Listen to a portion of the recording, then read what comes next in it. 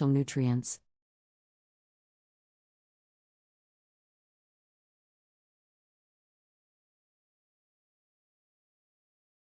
The water from young coconuts is often drunk straight from the shell or used in cooking and baking.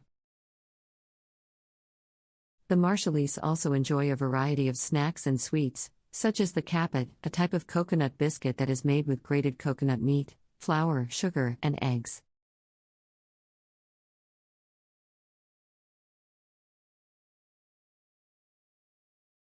The Marshallese also enjoy a variety of snacks and sweets, such as the kapit, a type of coconut biscuit that is made with grated coconut meat, flour, sugar, and eggs. The biscuits are often baked until golden brown and have a crunchy texture and a sweet, coconutty flavor.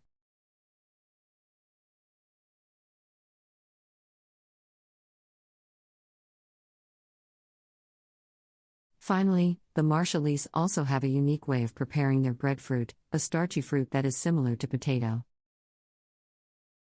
The breadfruit is typically roasted in an underground oven, which gives it a smoky flavor and a soft, fluffy texture.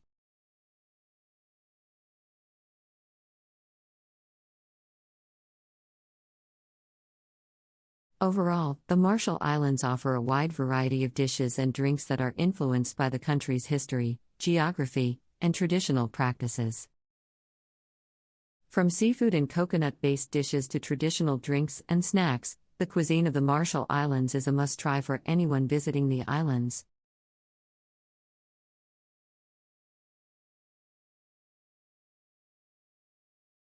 Another popular dish in Marshall cuisine is the buka, which is a type of stew that is made with a variety of ingredients, such as fish, chicken, taro, pumpkin, and breadfruit.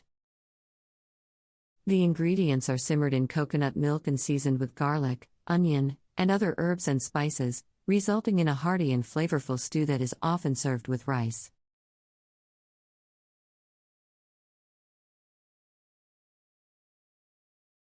The ingredients are simmered in coconut milk and seasoned with garlic, onion, and other herbs and spices, resulting in a hearty and flavorful stew that is often served with rice.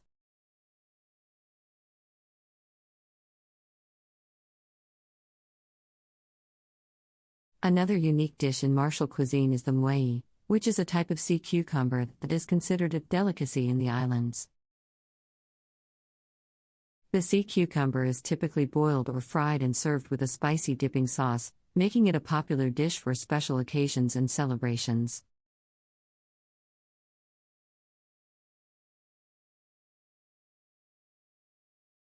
The Marshallese also enjoy a variety of pickled vegetables, such as pickled mango, papaya, and cucumber. These pickles are often made with a vinegar and salt brine, along with herbs and spices, and are served as a condiment or side dish with meals.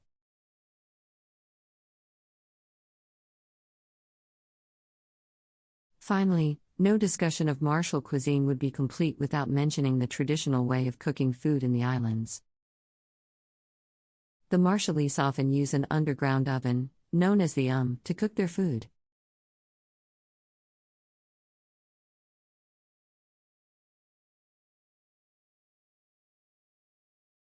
The is a hole dug into the ground and lined with hot stones, which are then covered with banana leaves and filled with food, such as fish, taro, and breadfruit.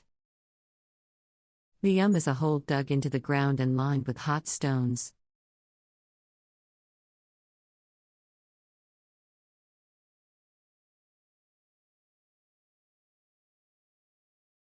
Which are then covered with banana leaves and filled with food, such as fish, taro, and breadfruit.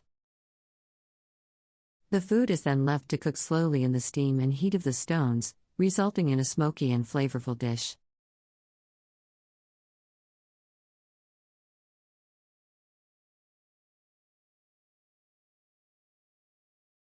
One interesting aspect of Marshall cuisine is the way in which food is shared and served.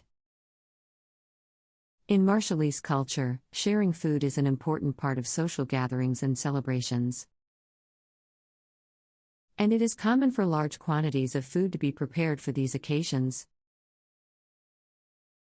For example, during a traditional Marshallese wedding feast, known as the Bwairo, A variety of dishes are prepared and shared among the guests. The feast typically includes roasted pig, fish, chicken, taro, breadfruit, and a variety of other dishes,